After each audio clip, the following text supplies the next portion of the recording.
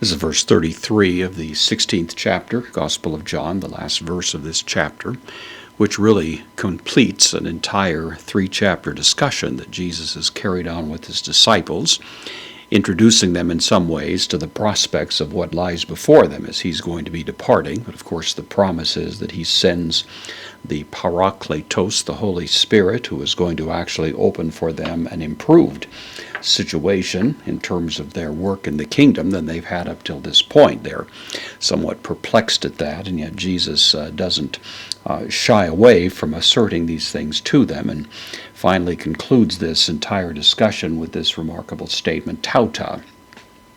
This is the demonstrative pronoun. It's in the accusative, neuter plural, these things. La leka. This is from laleo, I speak. This is the first person singular, perfect active indicative. So I have spoken and continue right now to speak to you these things. The indirect object, who men. This is the second person dative plural pronoun. So I have spoken these things to you. Hena, the conjunction, which takes the subjunctive, which we find here, eketa. So in order that, eketa, you may have.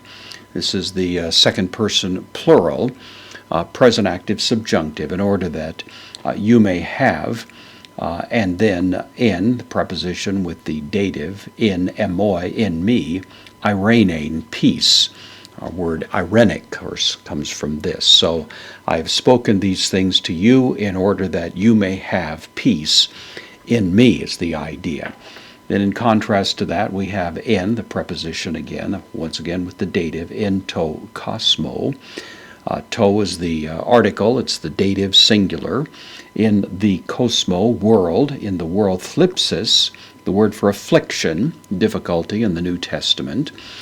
This is a feminine noun in the accusative singular here. So in the world, affliction, eketa, same word as here, only in this case eketa is second person plural present active indicative. So in the world you have, and impliedly will continue to have, affliction. Allah, the strong conjunction, tharseta. This is from tharseo. It's actually based on the word for courage, and so it best be rendered something like be encouraged or have good courage. This is the idea, be encouraged, have courage.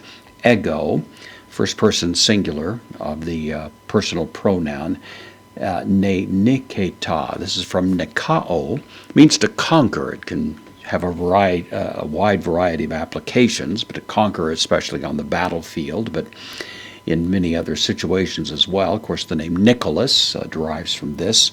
So be of good courage, I have overcome. Notice it's in the perfect.